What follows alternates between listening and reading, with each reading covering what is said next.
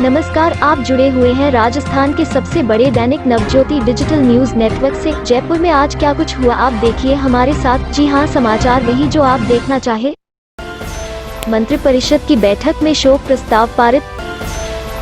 3 दिन में भर गया रोडवेज का खजाना। आंसकी पर आपत्तियां दर्ज कराने का समय बढ़ाया। परियोजना में 12 गांवों एवं एक कस्बे को और किया शामिल। गहलोत और माकन के बीच हुई अहम बैठक। मुख्यमंत्री अशोक गहलोत की अध्यक्षता में मंगलवार को मुख्यमंत्री निवास पर मंत्रिपरिषद की बैठक हुई। मंत्रिपरिषद की बैठक में मास्टर भंवरलाल मेघवाल को श्रद्धांजलि दी गई, साथ ही शोक प्रस्ताव पारित किया गया। मंत्रिपरिषद की बैठक में अधिकतर मंत्री शामिल हुए। बैठक खत्म होने के बाद कई मंत्री मास्टर भंवरलाल के अंत्येष्टि कार्यक्रम में शामिल होने के लिए सुजानगढ़ के लिए रवाना हुए।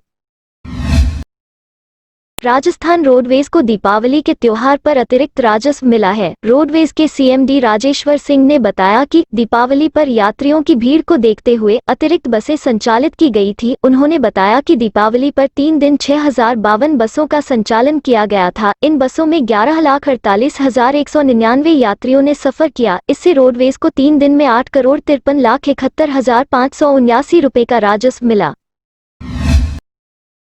प्रदेश में राजस्थान पुलिस कांस्टेबल भर्ती के लिए 6, 7 और 8 नवंबर को आयोजित भर्ती परीक्षा के संबंध में आपत्तियां दर्ज कराने का समय बढ़ाते हुए 18 नवंबर की मध्य रात्रि 12 बजे तक कर दिया गया है। अतिरिक्त महानिदेशक पुलिस भर्ती एवं प्रशिक्षण गोविंद गुप्ता ने बताया कि अभ्यर्थी अपनी आपत्तियां 18 नवंबर की मध्यरात्रि तक ऑनलाइन दर्ज करा सकते हैं। इसके बाद आपत्ति दर्ज नहीं की जाएगी। 12 नवंबर की देर रात पुलिस कांस्टेबल भर्ती परीक्षा की आंसकी जारी की गई थी। इसके बाद 72 घंटे के भीतर अभ्यर्थियों को आपत्ति दर्ज करवाने के निर्देश दिए गए थे और इसकी अंतिम तारीख 15 नवंबर रखी गई थी, लेकिन अब यह तारीख 18 नवंबर तक बढ़ा दी गई है। गांव एवं कस्बों की आबादी को 40 की बजाय 55 लीटर प्रति व्यक्ति प्रतिदिन के आधार पर पेयजल आपूर्ति करने तथा 12 गांवों एवं एक कस्बे को और शामिल किए जाने से ईसरदा बांध पेयजल आपूर्ति परियोजना की लागत में 899.12 करोड़ की बढ़ोतरी हो गई है। दौसा तथा सवाई माधोपुर जिले की महत्वाकांक्षी ईसरदा बांध पेयजल आपूर्ति परियोजना को पूरा करने के लिए इसकी बढ़ी हुई लागत को मुख्यमंत्री ने मंजूरी दी है। उल्लेखनीय है कि गहलोत ने वर्ष 2019-20 के बजट में दौसा तथा सवाई माधोपुर जिले के 5 कस्बों तथा 1244 गांवों को पेयजल आपूर्ति के लिए 3159 करोड़ रुपए की यह परियोजना घोषित की थी। मूल परियोजना में स्थानीय जल स्रोत को मिलाकर इन गांवों एवं कस्बों की आबादी को 40 लीटर प्रति व्यक्ति प्रतिदिन के आधार पर पेयजल आपूर्ति की जानी थी। मुख्यमंत्री अशोक गहलोत और अजय माकन के बीच महत्वपूर्ण मंत्रणा हुई। देर रात मुख्यमंत्री आवास पर हुई मुलाकात में कई महत्वपूर्ण मुद्दों पर चर्चा हुई। सूत्रों के अनुसार 2 चरणों में माकन से मुलाकात हुई। पहले चरण की बातचीत में सीएम गहलोत और प्रदेश प्रभारी माकन मिले। दूसरे चरण में डिनर पर विधानसभा अध्यक्ष सीपी जोशी भी रहे। इस दौरान 4 महत्वपूर्ण मुद्दों पर मंत्रणा होने की बात सामने आई। कैबिनेट मिनिस्टर मास्टर भंवरलाल के निधन पर हेरिटेज नगर निगम मुख्यालय में श्रद्धांजलि सभा आयोजित की गई। इस दौरान महापौर मुनीश गुर्जर, उप महापौर सहित पार्षदों ने 2 मिनट का मौन रखकर और पुष्पांजलि अर्पित करके दिवंगत आत्मा की शांति के लिए प्रार्थना की। महापौर मुनीश गुर्जर ने कहा कि ऐसे महान व्यक्तित्व का खोना अपूरणीय क्षति है। पर्यटकों की सुविधाओं को ध्यान में रखते हुए हवामहल स्मारक में जल्द ही एटीएम मशीन लगाई जाएगी। इसके लिए कवायद शुरू हो गई है। विभाग से मिली जानकारी के अनुसार संबंधित बैंक ने काम शुरू कर दिया है। स्मारक की टिकट विंडो के पास एटीएम मशीन लगाई जाएगी, जिससे अगर पर्यटकों के पास कैश पैसे नहीं होंगे तो वे एटीएम से पैसे निकाल कर टिकट ले सकेंगे। इसके अलावा नाहरगढ़ दुर्ग पर भी एटीएम मशीन लगाई जाएगी। राजस्थान बेरोजगार एकीकृत महासंघ बैनर तले मंगलवार को सीकर के रामलीला मैदान में बेरोजगारों की मीटिंग हुई। मीटिंग को संबोधित करते हुए प्रदेश अध्यक्ष उपेंद्र यादव ने सरकार को चेतावनी देते हुए आर पार की लड़ाई का ऐलान किया और कहा कि मंत्रियों अधिकारियों की तानाशाही और लापरवाही के कारण प्रदेश के बेरोजगारों में आक्रोश है।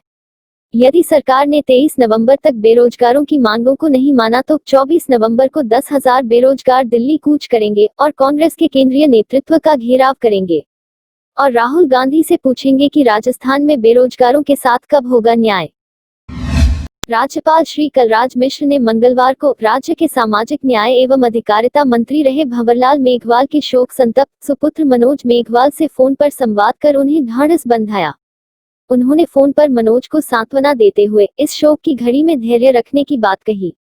मिश्र ने कहा कि भंवरलाल मेघवाल राजस्थान के लोकप्रिय राजनेता थे, वंचित वर्ग के कल्याण के लिए भी समर्पित थे। उनका बिछोह अपूरणीय क्षति है। जयपुर एयरपोर्ट से मंगलवार को 31 फ्लाइटों का संचालन हुआ। इस दौरान एक फ्लाइट रद्द रही।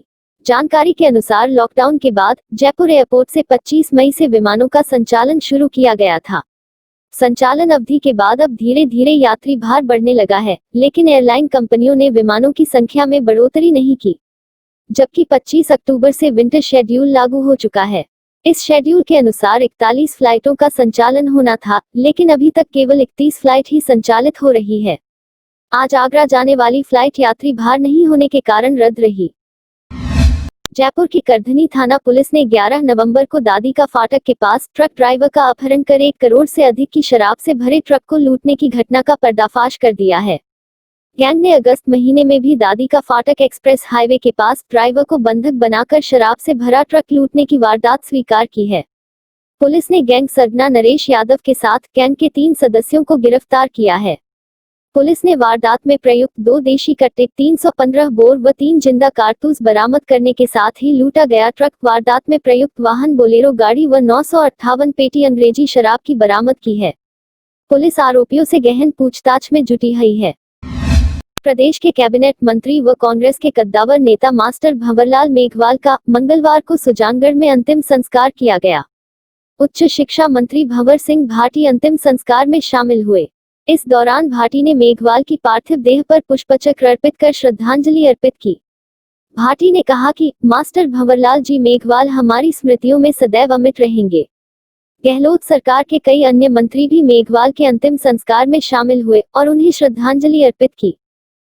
इस रात की सुबह नहीं होती जब तक हाथ में उसकी गर्माहट नहीं होती। चाय का प्याला, अखबार साथ पुराना है, मिट्टी से जोड़ता है। खबरों की खुशबू से सारा घर महकता है। हर रंग में ढला कहानियों से किस्सों तक ले जाता है बेरोक टोक। देश के हर हिस्से तक ये हकीकत का आईना है। ख्वाबों को सच करके दिखाता है। दैनिक नवज्योति, आपके लिए, आपके साथ। ये थे आज के मुख्य समाचार। विस्तार से जानने के लिए पढ़ते रहिए दैनिक नवज्योति। दैनिक नवज्योति के YouTube चैनल को सब्सक्राइब करें और ताज़ा अपडेट के लिए बेल आइकॉन दबाएं।